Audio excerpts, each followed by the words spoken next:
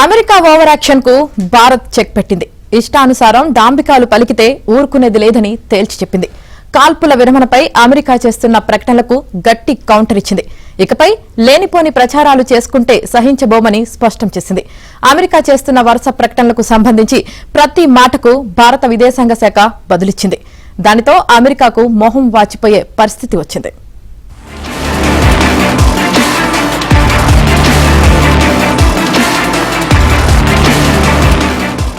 భారత్ పాకిస్తాన్ కాల్పుల విరమణ అమలుకు వచ్చినప్పటి నుంచి అమెరికా ప్రభుత్వం బాగా ఊదుకునే పనిలో బిజీగా ఉంది. తాము మధ్యవర్తిత్వం వహించడం వల్లే కాల్పులాగాయని, లేని పక్షంలో దక్షిణాసియా అంతటా సామూహిక జనహననం జరిగి ఉండేదని అమెరికా అధ్యక్షుడు డొనాల్డ్ ట్రంప్, ఆ దేశ విదేశాంగ మంత్రి మార్క్ రూబియో గొప్పలు చెప్పుకుంటున్నారు.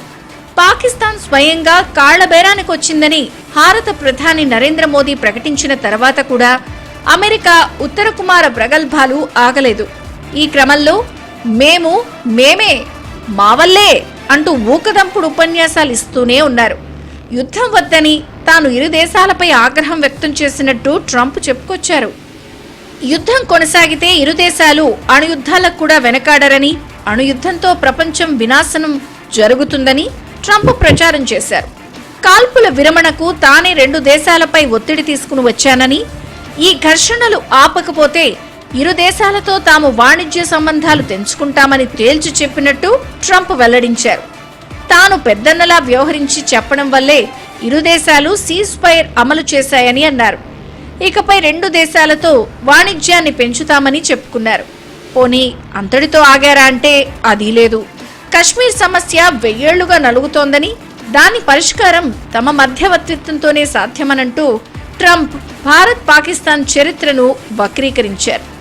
ట్రంప్ ఇంకో మాట కూడా అన్నారు. భారత్ పాక్ ప్రధానమంత్రులు కలిసి డిన్నర్ చేస్తే సమస్య పరిష్కారం అవుతుందని ఆయన సూచించారు. అది ఒక అర్థం లేని వాదనగా మిగిలిపోయింది.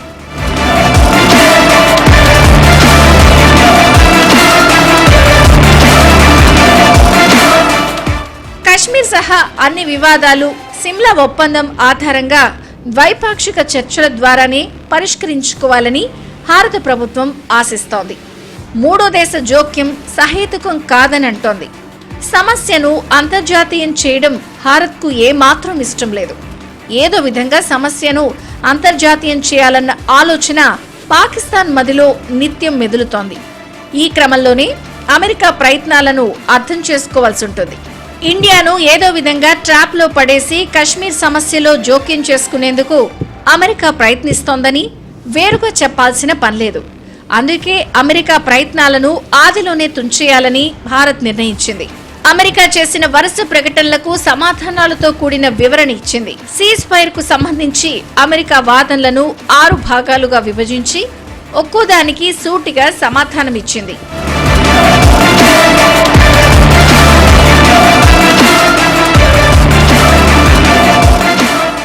అమెరికా ప్రభుత్వం చేసిన వరుస ప్రకటనలను భారత విదేశాంగ శాఖ ఖండించింది. సీజ్ ఫైర్ ఒప్పందంలో అమెరికా మధ్యవర్తిత్వం ఏదీ లేదని తేల్చేసింది.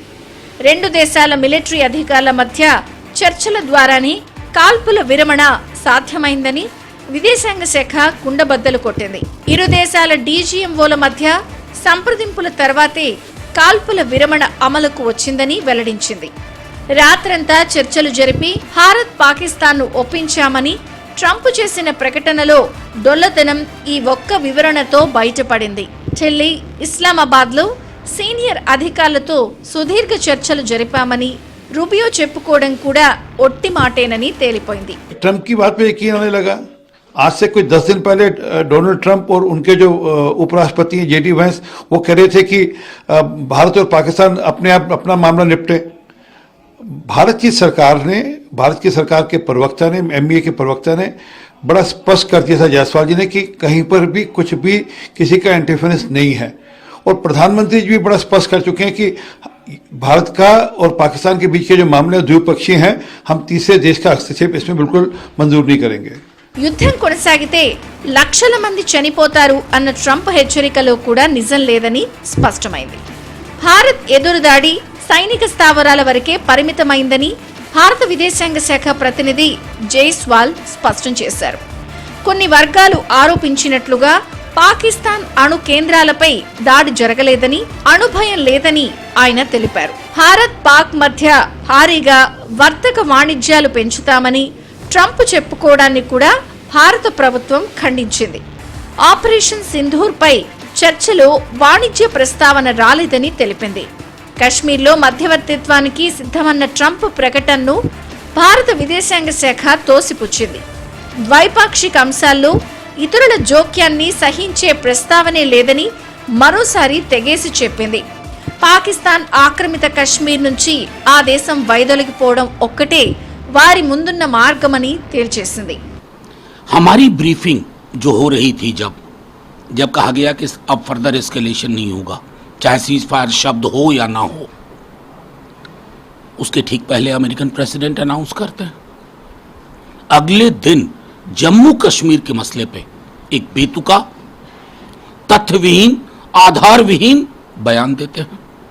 फिर हमारे माननीय प्रधानमंत्री जी के संबोधन से ठीक पूर्व, चंद मिनट पूर्व, वो कहते हैं तिजारत की धौंस में हमने, तो उनको एक संदेश देने की जरूरत है डोनाल्ड ट्रंप को।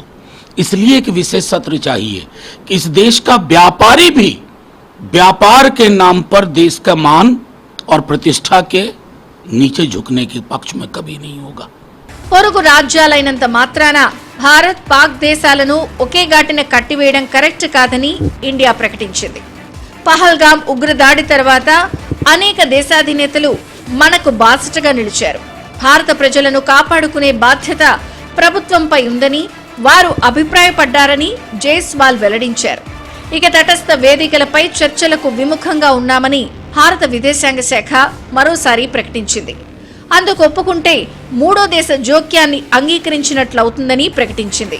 जब हम अनाउंसमेंट किया, हमको ये मौका दा हम प्रेसिडेंट ट्रंप को धन्यवाद देना, लेकिन वो धन्यवाद एक कॉन्टेक्स्ट में देना था.